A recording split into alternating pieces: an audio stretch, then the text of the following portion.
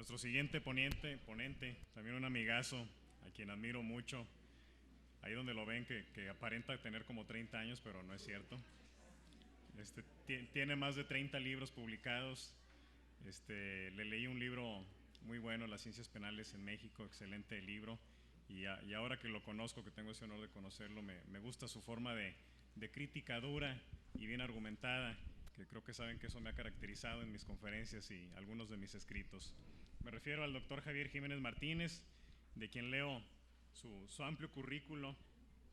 Respecto a su formación académica, es licenciado en Derecho por la Universidad Nacional Autónoma de México, especialización judicial por el Instituto de la Judicatura Federal, maestro en Derecho, Ciencias Penales, con mención honorífica por la Universidad Nacional Autónoma de México, doctor en Derecho, igualmente con mención honorífica por la UNAM, egresado de los 7º cursos de posgrado de la Universidad de Salamanca, España. Su formación en el nuevo sistema procesal acusatorio, ha tomado diversos talleres y cursos. Su actividad académica, ha sido profesor en la UNAM también, en el INACIPE, en la Universidad Autónoma de Tamaulipas, Universidad Autónoma Benito Juárez de Oaxaca, en la Barra Nacional de Abogados, Universidad de Anáhuac y Universidad Tecnológica de México.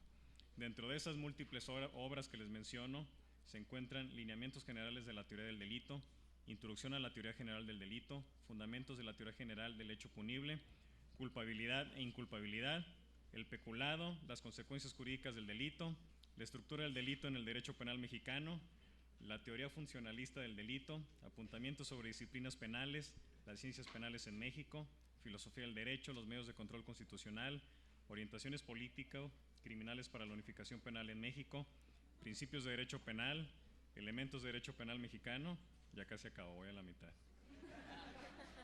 Los elementos del delito en 4 tomos, la filosofía del hecho punible, causalismo, finalismo, funcionalismo y dogmática penal mexicana, la teoría del delito, aproximación al estado de la discusión, los planteamientos de las partes en el juicio oral, aspectos básicos sobre la prueba en el juicio oral, la prueba testimonial en el juicio oral, las formas de intervención en el hecho delictivo y el juicio oral, principios del derecho penal y del juicio oral, la orden de aprehensión en el juicio oral, la ejecución de penas y medidas de seguridad en el juicio oral y las causas de exclusión del delito y de la pena en el juicio oral. Su actividad laboral en el servicio público: se ha desempeñado como proyectista en materia penal en el Tribunal Superior de Justicia del Distrito Federal, agente del Ministerio Público de la Federación, secretario técnico del Programa de Posgrado de Derecho de la Universidad Nacional Autónoma de México, jefe del Departamento de Dirección General de Compilación y Sistematización de Tesis de la Suprema Corte de Justicia. Actualmente distribuye su tiempo entre la docencia y principalmente en el litigio en el nuevo sistema procesal penal acusatorio. Él nos impartirá el tema El futuro incierto de la criminología, y les pido un fuerte abrazo para este amigo Javier Jiménez Martínez.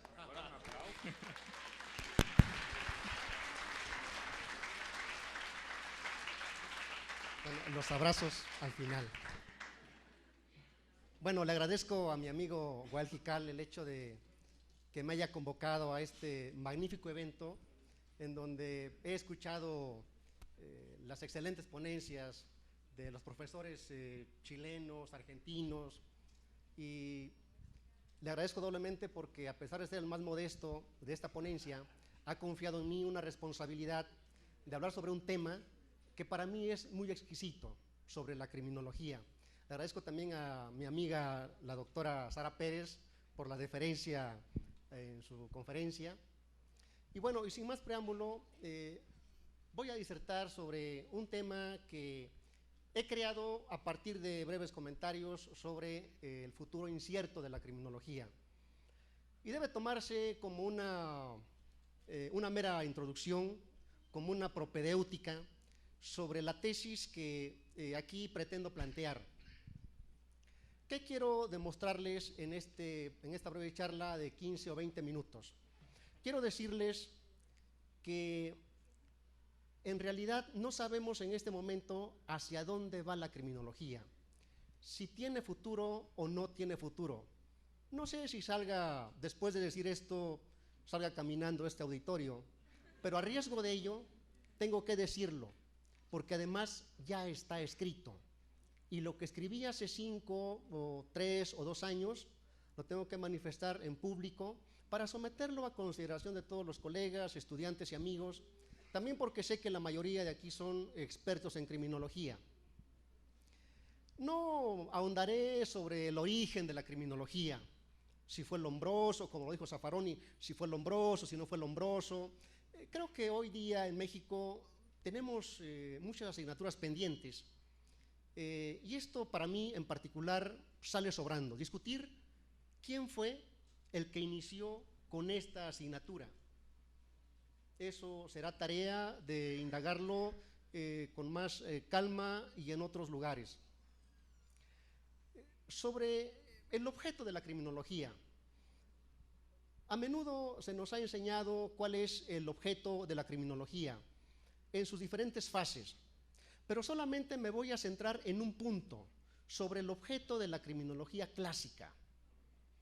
Es decir, buscar las causas de la criminalidad, buscar el por qué un sujeto delinque. Bueno, 3 puntos que tengo que desarrollar en mi ponencia. 1, ¿qué es la criminología? 2, ¿qué están haciendo los criminólogos en México? Y 3, plantearles los fundamentos de mi tesis. En ese caso, se nos enseñó siempre que la criminología tiene por objeto, entre otras tantas cosas, el de indagar las causas de la criminalidad, ¿no? ¿Por qué un sujeto delinque? Bueno, en ese sentido, el objeto clásico de la criminología, con la que nació la criminología, según mi modo de ver, ha perdido ya sentido. Si limitáramos el estudio de la criminología a ese único objeto, creo que la criminología ya no tendría futuro, por múltiples razones. Punto número 1. Las tesis de la criminología, desde la precientífica a la científica, a las corrientes más modernas, la interaccionista y la crítica fundamentalmente, todos ellos han tenido en alguna medida razón. Que un sujeto delinque por pobreza, es cierto, nadie lo podrá discutir.